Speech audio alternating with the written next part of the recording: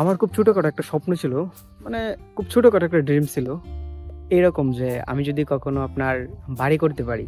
সবাই তো চায় বড় হয়ে টাকা পয়সা কামাই করে ইনকাম করে একটা বাড়ি করবে। সো আমি যদি এরকম একটা টাকা পয়সা কামাই করে একটা বাড়ি করতে পারি, মানে একটা বিল্ডিং বাড়ি, চারদিক দিয়ে ওয়াল দেয়া, সামনে গেট দেয়া, গেটের গেটের সামনে এরকম একটা নেম প্লেট থাকবে বাড়ির। এরকম একটা ড্রিম ছিল যে আমি যেরকম বাড়ি করতে পারি এরকম গেট দিয়ে, তাহলে আমার বাড়ির সামনে একটা নাম থাকবে, আর সেই নামটা হবে স্বপ্নের নীড়। ঠিক আছে? আর স্বপ্নের নীড় বাড়ি হওয়ার, মানে বাড়ির নামটা হওয়ার পেছনের কারণ হচ্ছে, আলহামদুলিল্লাহ আমার পরিবারে অনেক অনেক সুখ। ঠিক আছে? সুখ বলতে গেলে কি, টাকা পয়সার ঋণ আছে, বাট আমাদের পরিবারের মধ্যে কোনো প্রবলেম নাই। প্রত্যেকের সাথে প্রত্যেকের খুব ভালো সম্পর্ক, আন্ডারস্ট্যান্ডিং ভালো, কোনো ঝগড়া নাই।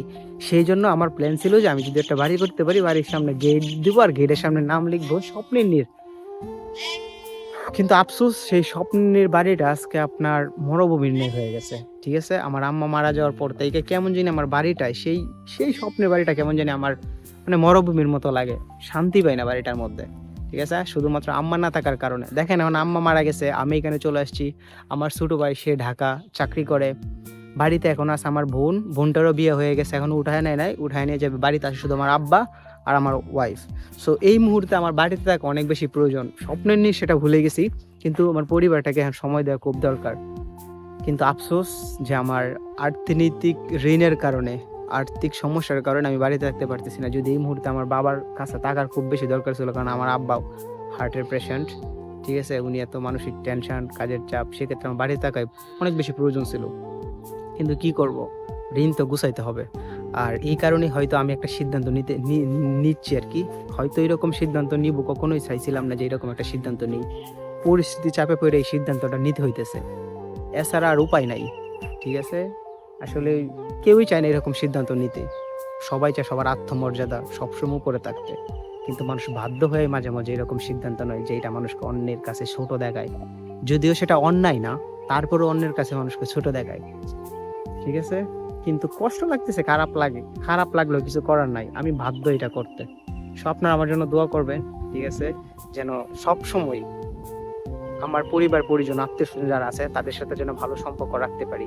হিসাব নিকাশ যাই হোক, যেন তাদের সাথে আমার একটা ভালো সম্পর্ক থাকে। তাদের বিপদে আপদে যেন আমি তাদের পাশে দাঁড়াইতে পারি। যেভাবে আমার পরিবারের পিছনে দাঁড়াই, পরিবারের জন্য করতে চাই, আমার ওই আত্মীয় স্বজন তাদের জন্য যেন আমি কিছু একটা করতে পারি। আমার জন্য দোয়া করবেন। আসলে মানুষ ভুল বুঝলে তো আর কিছু করার নাই, তাই না? কারণ আমি পরিস্থিতি শিকার। আমি তো জানি আমার মনটা কিরকম বা আমি কি চাই, আল্লাহ তাআলা জানে। হয়তো এইটাই আল্লাহ তাআলা আমার উপর পরীক্ষা। তবে আমি নিরুপায়, তাই এই সিদ্ধান্ত নিচ্ছি। আমার জন্য দোয়া করবেন, আর দোয়া করবেন যেন আল্লাহ তাআলা আমার আম্মাকে জান্নাত দেয়। আর আমরা যারা আছি তারা যেন দুনিয়ার মুহে না পড়ে পরকালের কথা চিন্তা করে এভাবে চলি। ঠিক আছে? মোটামুটি সুখ শান্তি নিয়ে চলতে পারি, সেই জন্য দোয়া করবেন। আমার বোনের জন্য দোয়া করবেন। আমার ভাই, সে এখন একজন পেশাদার মোটর ড্রাইভার, তার জন্য দোয়া চাই আপনাদের কাছে। আর যত দ্রুত সম্ভব এই লাইফ আমি ক্লোজ করতে চাই। দেখেন, জাস্ট একটা আপনাদেরকে ছোট্ট বিষয় দেখাই। এই যে আমার পিছনে রাস্তা, এই রাস্তাতে প্রায় 7-8 কিলোমিটার, 7 না 5-7 কিলোমিটার হবে আমি আসছি, সামনে আর রাস্তা নাই। এখন বাজে 1:40। দেখেন, একটা মানুষ নাই, কোনো মানুষ দেখতে পারতেছেন? খালি কয়েকটা গরু ছাড়া। আপনি রাস্তাটা দেখাই, দেখ, রাস্তার মধ্যে আমি আপনাদেরকে দেখাই। জাস্ট ওয়াইট, ভিডিওটা স্কিপ করবেন না। রাস্তার মধ্যে দেখছেন কোনো মানুষ নেই, এইদিকে যদি দেখেন মানুষ নেই। সো এরকম সিচুয়েশনে আছি, এইখান থেকে আবার ব্যাক যেতে হবে। ঠিক আছে? আর অনেক মানসিক প্রেশার। এই চাকরি যত দ্রুত সম্ভব আমি চাকরিটা গুছাইতে চাই। অল্প ইনকাম হবে, ঋণ না থাকুক, অল্প ইনকাম হোক। পরিবার বলতে আমার আব্বা, আমার ভাই, আমার ওয়াইফ, ওদেরকে নিয়ে একটু সুখে, একটু ভালো থাকতে হবে। আমার আর স্বপ্নে নীড় করার কোনো ইচ্ছা নাই। আমার আম্মা চলে যাওয়ার সাথে সাথে আমার সেই স্বপ্ন চলে গেছে।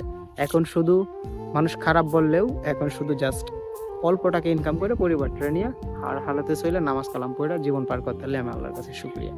এত টাফ, এত কাহিনী, এত কিছু, এত মানসিক চাপ দরকার নাই। আমার শারীরিক অবস্থা খুব বেশি ভালো না। শরীরে হাত পা এগুলো ব্যথা করে, হাঁটতেছে এদিকে ব্যথা করতেছে। ব্যথা করবে না কেন? সপ্তাহে 6 দিনই সকালে খাই ডাল আর আলু ভর্তা। ঠিক আছে? কি খাই? খাওয়া দাওয়া ঠিক মতো করি না, ঘুম নাই। এভাবে কয়দিন বিছনায় পড়ে গেলে পরে আমার কে দেখবে? পরে কে ইনকাম করে ঋণ দিবে? সো আসলে সবার আগে নিজেরা প্রায়োরিটি দেওয়া উচিত।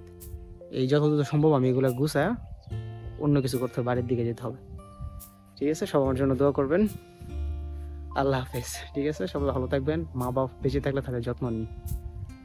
একবার হারায় গেলে আর কখনো খুঁজে পাবেন না। অনেক কান্না করবেন। রাত্রে একা একা কোথাও যাবেন, কান্না করবেন। বাইক চালাবেন, হেলমেটের ভিতরে কান্না করবেন, প্রচুর কান্না করবেন। কিন্তু কোনো লাভ হবে না কান্না করলেও, কখনো ফিরে পাবেন না। তাই যাদের মা আছে বাবা আছে জীবিত, আল্লাহর রাস্তায় তাদের খেদমত করুন, তাদের সাথে ভালো সম্পর্ক রাখুন। হয়তো একটু সময় লাগবে, আপনার সফলতা আসবে ইনশাআল্লাহ। মা বাবার খেদমত করবেন। ঠিক আছে, সব ভালো থাকবেন। আল্লাহ হাফিজ।